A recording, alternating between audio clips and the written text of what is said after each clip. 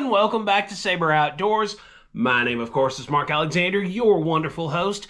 And guys, today we are back in our basics series. Guys, we've not done a basics video for fishing basics in a long while. So today is the day.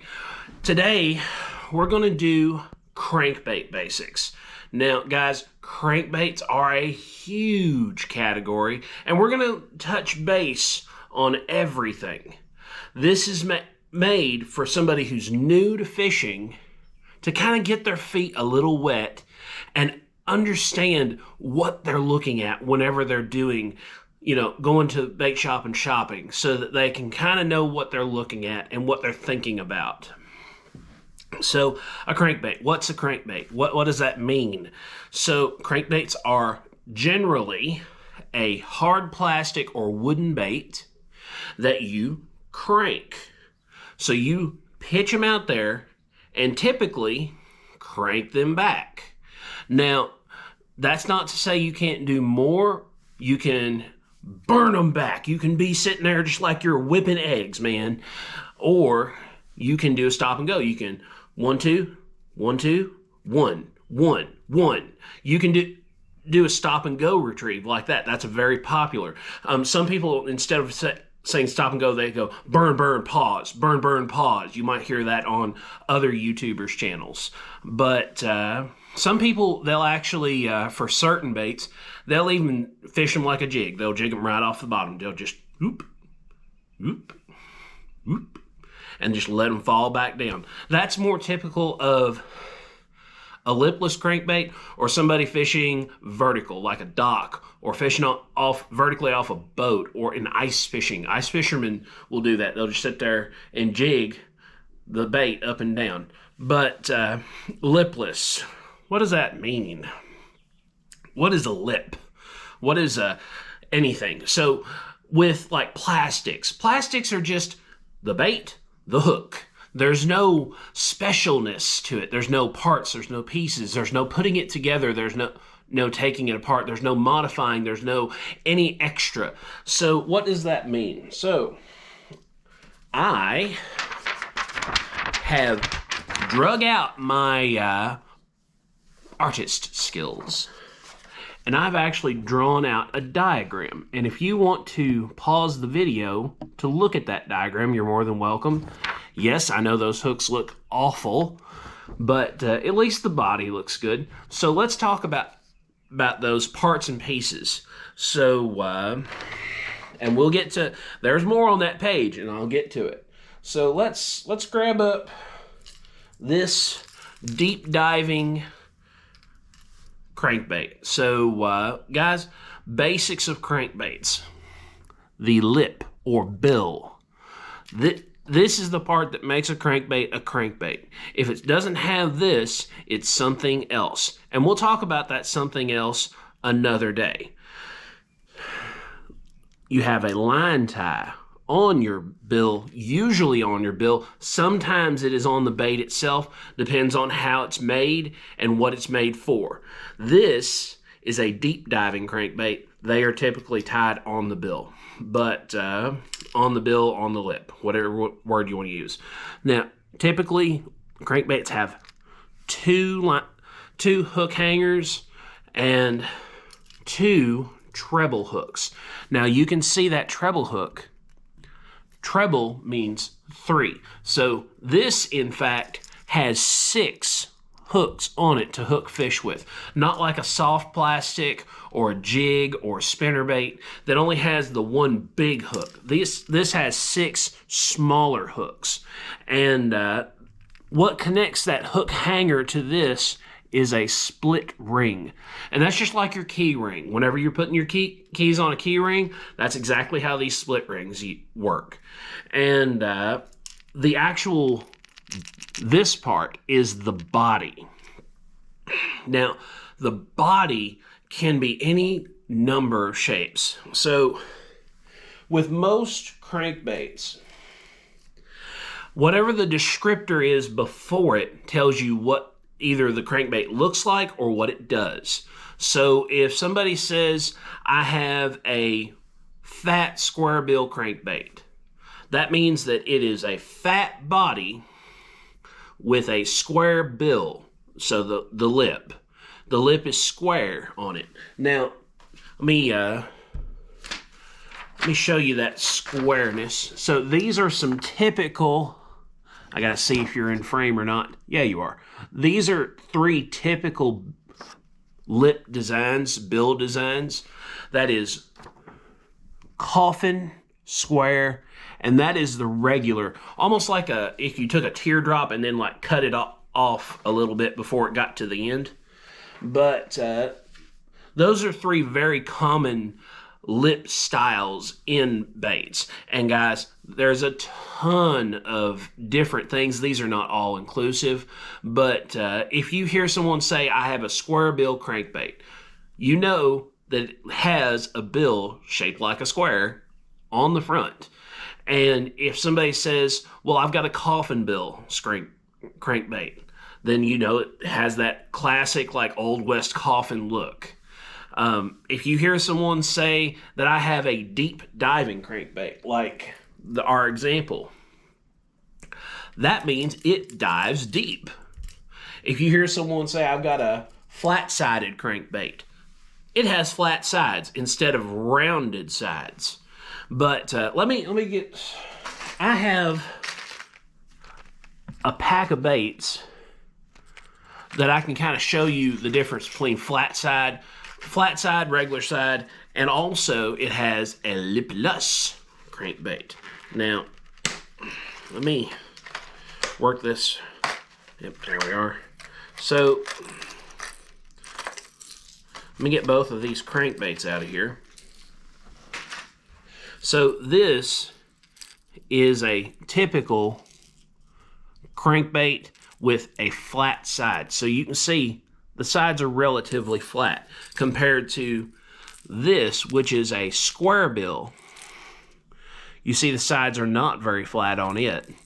And that bill shape, it's not like super like, the corners aren't super sharp square, but they're for different purposes. This, you would throw more out in like open water. This square bill will deflect really nicely off of cover. Now, you saw there was another crankbait in there, and it's called a not square bill. I just showed you a square bill. It is called a lipless crankbait. So what does that mean?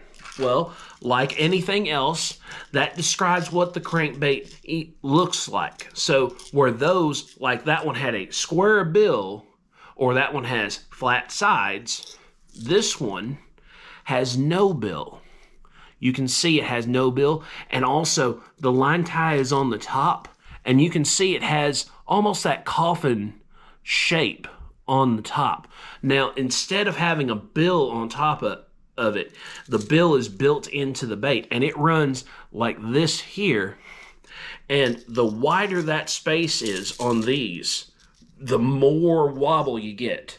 Now, if it's a really narrow spot right there, excuse me, in front of the hook tie, instead of having a wide wobble, it'll have a really narrow wobble, and it looks like a fleeing bait fish. But you can hear this is relatively loud. This one, relatively loud, but a different sound from the same pack. And sometimes that rattling noise does matter. Sometimes they don't want a high-pitched rattle like this. They might want what's called a one knocker, which is a really low-pitched sound. Oh, these treble hooks work, my golly. See, that's like a one knocker. See how much lower the sound is for that in comparison to this. Very different. Now, there are a couple of things that kind of look like crankbaits, but they're classified as something else. And I want to take a moment to show you those. Now, they have all the same square bill like crankbait parts, but they are not crankbaits. They are something different that we will go over another day. So like this This seems like a crankbait. It's got a bill, line tie, hooks. So this has such an extreme angle on the bill that it actually doesn't dive very far down. It dives maybe a foot down, but you see it under the water and it is making a wake. This is a wake bait, and this is a jointed wake bait, which they make jointed crankbaits as well, but that's another one of those descriptors that kind of tells you what is happening with the bait. This is got a joint in it, so it's called a jointed wake bait. But there's another lure that has all those same parts, but is different than a crankbait, and that's one of these. This is a jerk bait, and jerk bait tells you what you do with it. You jerk the bait and it makes it have an action, and we'll talk more about that in a different video, but I did want to quickly mention both of those because they are different baits than a crankbait, but to a new fisherman they may look similar.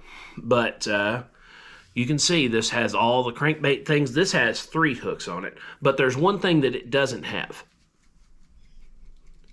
No rattles. Sometimes you do want a silent crankbait so that you can make a really fine, if you have really finicky bass and they hear that rattling noise all the time, they learn it after a while, and they want something that has no rattle whatsoever to it for a really natural presentation. Because let's face it, fish don't have rattles in them. Sometimes they have half-pound weights in them, as seen in the walleye tournament video that everyone has seen. Even that got national news coverage. But sometimes they don't want the noise, they just want the profile. But guys, let's stop talking about this and go do it. All right, guys, so we're here at our pond. We have a white square bill from that East Fork pack of crankbaits that we showed you earlier. Those came from Ollie's, by the way. Ollie's is a great source for cheap stuff. That whole pack was $7 for 3 crankbaits and a topwater, which we will do that video another day. But I'm throwing it on my Abu Garcia Black Max. Guys, this is the best bait for the money bait. This is the best bait caster for the money at Walmart. It's cheap, it works well, it's bulletproof, let me tell you. And that crankbait is down there just getting it. But guys, we're gonna throw this around, see if we can catch anything. Now, I will give you a quick demonstration. I'll do it here in the shallow so you can kind of see the difference. So if you just want to typically reel it, it's going to look like that coming through the water. I hope you all can see that. Let me get my hands out of the way. Just that typical back and forth motion like that. Now, if you want to do a stop and go, you could reel twice, stop, reel twice, stop, reel twice, stop. Or you could just get, you could blow up your reel whenever you try and get fancy. Thankfully, I don't think this is too bad. You could do the stop and go. You could just reel it a couple times and then stop. You could also just jerk it a little bit, give it a real erratic reaction. And you can see how that works. Now, also guys, you can tune these. So you see that line tie? If your bait is running more to one side or the other, if your bait, when you start cranking it, it just starts running off to one side, that means that your bait needs to be tuned. Whatever way it's running, turn this line tie the opposite direction. So take your pliers out and physically move it to the other way till it runs correctly and straight. Guys, it's a fine process to tune one of these, but you can do it. Just takes a little time. But we're gonna keep fishing and see if we can get into one. Another different thing about crankbaits. So if you're throwing a crankbait and you want that crankbait to stay higher in the water, hold your tip higher up and it will stay a little higher in the water. Now, if you want it to go lower, hold your tip almost down on the water. And then of course, when you get a bite, you'll have to swing over or swing back, you know, however it is. Well, guys, they don't seem to want the little old white square bill, so we're actually gonna try a different size of crankbait, and I'll show you kind of the extreme end. You've already seen that big giant deep diver. I'll show you the opposite end of the spectrum with my next bait, so I'll see you in a minute. All right, guys, so look at how tiny. Look, that's my thumb. That's the bait. This is a Yozuri snap beam crankbait. Crankbaits can be this tiny and still work. See, bill, body, hook. This only has one hook on it because it's just that tiny. We're throwing it on our Lose underspin that we had on the channel a few weeks back. And I threw it so hard that it hung up on me. Let's try it. There it goes. And we're gonna crank this around, see what we can do with it. Oh, I had one come for it. Let's get back in there and see if he'll come back for it, because I don't think I stung him. I'm on. Now, guys, that's really satisfying. Now, crankbaits, you can catch practically anything on them. You can catch bluegill like this one. This is almost a keeper bluegill. See ya, my guy. Tell your mama I'm coming, because I am with a crankbait today. But guys, you saw, didn't have a problem one. These treble hooks, sometimes you need a pair of pliers to get out, but that one was not too bad. Let's go back in with that snap bean, see if we can catch some more. Guys, they seem to want a small size crankbait, but I think I'm gonna move to another crankbait because I've already caught one on this one. So I'm gonna go change baits, be right back.